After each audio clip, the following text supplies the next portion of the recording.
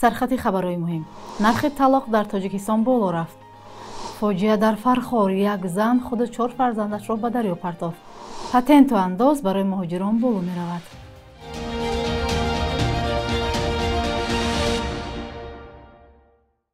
روزتان بخیر باشد بیننده های عزیز. امیدوارم خوبید و نویدی بامدادی رو تماشا دارید. امروز سه‌شنبه 1 ایول. نرخ طلاق در تاجیکستان 2 برابر بالا می رود. تغییرات در این باره به قانون درباره باج دولتی را مجلس نمایندگان تاجیکستان قبول کرد و قرار است بعد تصدیق از جانب پالاتای بالایی امضای رئیس جمهور و 1 ماه پس از نشر رسمی مورد عمل قرار گیرد. از این به بعد برای به قیدگیری دولتی بیکار کردن عقد نکاح در اساس عریضه یکی از همسران به اندازه 2 نشان دهنده برای حسابها، در اساس عریضه یک جایه همسران به اندازه 10 نشان دهنده و در اساس حلنامه سود باشد به اندازه 14 نشان دهنده برای حسابها باج ستانیده خواهد شد. عین حال یک نشان دهنده برای حسابها 75 سامانی را تشکیل می‌دهد. پاشخوری اویلاها و محروم شدن فرزندان از تربیت یکی از والدین سالهاست که از موضوعهای نگران کننده در جامعه تاجیکستان است. طبق امور رسمی سال 2024 در تاجیکستان 9000 اویله از هم جدا شدند. کمیته حالتهای فوق‌العاده تاجیکستان خبر داد که کارهای جستجوی 2 کودک غرق شده در ناحیه فرخار ادامه دارد. شام دیروز کاربران رادیو آزادی با فرستادن عکس‌النوار خبر دادند که در دهه قدیسوی ناحیه فرخار یک زن همراه 4 فرزندش خود را به دریای سرخ پرتافته است. در نواری که کاربران به ما روان کردند دیده می شود که مقامات پی جستجوی آنهایند. با گفته کاربران با کمک مقامات ساکنان 2 نفر آنها را پیدا کردند. صبح 1 ایول از کمیته حالتهای فوق‌العاده به رادیو آزادی خبر دادند که دیروز این زن را زنده از آب بیرون آوردند. جسد 2 کودکش نیز پیدا شد و از آب بیرون آورده شده است. گفتگو به 2 کودک دیگر ادامه دارد. فعلا معلوم نیست که فرزندان این زن چند سال دارند و چرا او به جان خود و 4 کودکش رحم نکرد. همکاران ما این موضوع را پیگیری دارند و با پیدا شدن معلومات نو حتما شما را خبردار میکنیم. از 1 تا 10 ایول امتحان‌های داخلشوی به مؤسسه‌های عالی کشور شروع شدند. همه ساله صدها هزار دانشجو مکتب‌های عالی کشور را با کسب‌های گوناگون ختم می‌کنند، اما نه همه آنها صاحب جای کاری وابسته به اختصاص خود می‌شوند. این دفعه ما از راهگذران و مهمان‌های پایتخت سوال کردیم که چرا بعضی از ختم کرده‌ها به جای کار می‌مانند. پاسخ را یکجا می‌بینیم. یک قسمش میتونه صاحب جای کار شود و یک قسمش میتونه مثال зависит مثال ای باسواد که باشی مثال صاحب جای کار میشه. حاضر من با فکر من مثال تقابضی هم هست در شناس مثال یکم پشت تاغ یکم کارگر که باشه هم خیلی میره نه که نباشه خیلی خط سیر هم خیلی دانی من خیلی سیستم رفته است. با فکر من شخصا برای خودم دانی من دیپلم نگرفتم کار نکردم. دانشگاه مالیات و اقتصاد اکونومیستم. خیلی سبب آدم نداشتنم مثال شناس نداشتنم. دیلمون راستگاه دیگه در سیستم کار نکردم. نه 10 سالشی با سر دیپلم هم نرفتم راستگاه.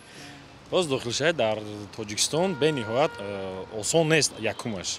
برای که حاضر بسیار دانشجویان داخل میشدگی را عقلشون میسنجند.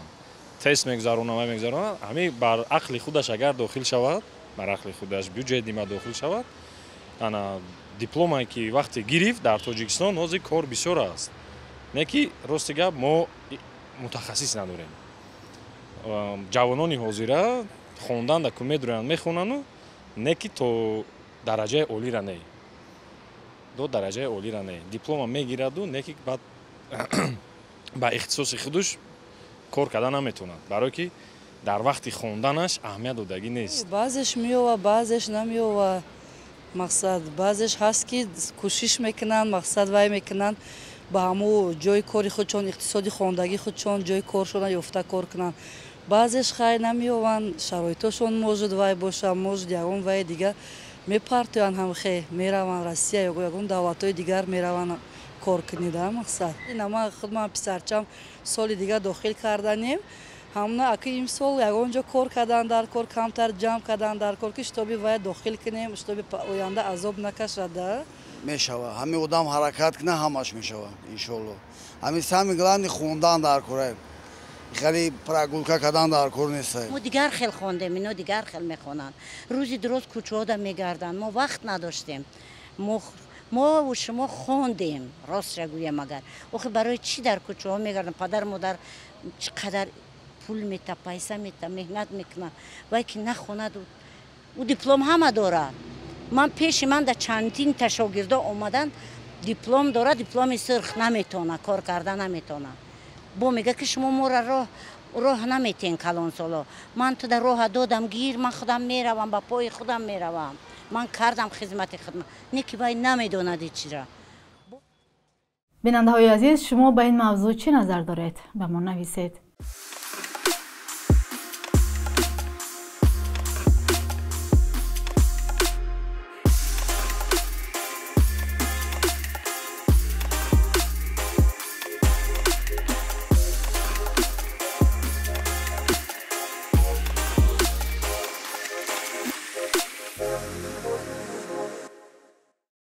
روسیه می‌خواهد برای مهاجران بوج‌های نو جاری کند. لایحه قانون از 1 سپتامبر سال 2025 موردی عمل قرار می‌گیرد. گفته می‌شود سر از 1 سپتامبر با پیشنهاد وزارت مالیه این کشور مهاجران باید برای ثبت نام در محل بود و باش خود 500 روبل و برای تمدید بود و باش موقتی 1000 روبل به بودجه روسیه بوج پرداخت کنند. مبلغ به قدرگیری شهروند خارجی در جای اقامت نیز می‌تواند از 420 تا 1000 روبل زیاد کرده شود. تمدید مهلت اجازه کار 4200 روبل و گرفتن نسخه و وارد نمودن اصلاح به حجت 2100 روبل ارزش خواهد داشت. این در حالی است که قبلا این خدمات ها رسما رایگان بودند. به این واسطه مقامات روسیه میخواهند من بعد هر سال از حساب مهاجران 17 میلیارد روبل درآمد علاوگی وارد کنند. نظارت و راههای نوی فشار به مهاجران در روسیه در حال تغییر می‌یابند که شروع از امروز 1 میلیون شهروندان خارجی و افراد بی شهروند در روسیه اگر قبلا هویت خود را با استفاده از معلومات بیومتری تصدیق نکرده باشند نمیتوانند از سیم کارت‌های خود استفاده برند. دومه دولتی در آخر ماه ایول سال 2024 به قانون درباره ارتباطات تغییرات درآورد. طبق این دگرگونی یک شهروند روسیه میتواند نه بیشتر از 20 سیم کارت داشته باشد ولی خارجیان نه زیاده از 10 سیم کارت. مهاجران هنگام درخواست سیم کارت باید معلومات بیومتری را پیشنهاد کنند و جز این به شکل حضوری قرارداد امضا خواهند کرد. و یک خبر دیگر هم داریم. برخی از مهاجران تاجیک که با راه زمینی میخواهند وارد روسیه شوند میگویند بیش از 3 شبانه روز آنها را در مرز قزاقستان نگاه میدارند. با گفته مهاجران 10 ها ماشین شهروندان تاجیکستان در مرز قزاقستان و روسیه بند ماندند و مرزبانان روس در 3 روز تنها 5 ماشین را اجازه گذر دادند. برعکس شهروندان تاجیکستان با گفته این مهاجران شهروندان قزاقستان، ازبکستان و قرقیزستان به مشکلی از مرز می‌گذرند.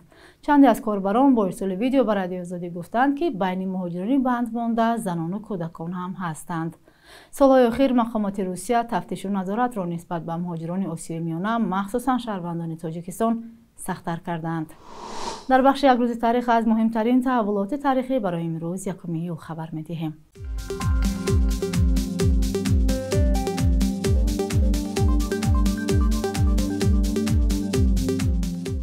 از 1 ایول سال 2016 در تاجیکستان نکاح‌های خویش و تبار نزدیکمند و گذشتن از معاینه طبی برای نوخانه‌داران حتمی گردید و باور پزشکان از 26000 کودک معیوب در این کشور 4000 یا 35% از پدر و مادر خویش و تبار تولد شدند. 1 ایول سال 2004 مجلس نمایندگان تاجیکستان قانون مقابله با خرید و فروش انسان را به تصویب رسانید. مقامات میگویند سال 10 ها حادثه خرید و فروش انسان را آشکار میکنند و اکثر آنها مربوط به تجارت با کودکان نوزاد بوده است. در میان چنین حادثه ها فروش زنان و بازار فحشا هم یاد می شود. در یک حادثه کم سابقه یک ساکن شهر کولاب گفت عزم دارد جنسش را از زن به مرد تبدیل کند چون به گفتش تمام 35 سال زندگیش در حالت عذاب روحی و جسمانی قرار داشت. 1 ایول سال 2015 امید گفت برای گذشتن از عملیات جراحی و مقررات حقوقی برای تهیه سندها عریضه داده است. صبح امروز 1000 روبل روسی برابر است به 125 سومانی، 100 یورو به 1155 سومانی و 100 دلار 985 سومانی مقرر شده است.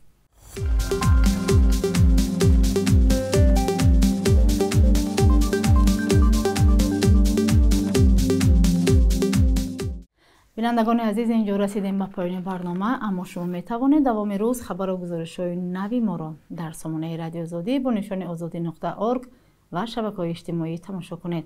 تا فردا در همین وقت و ساعت خود نگهدار.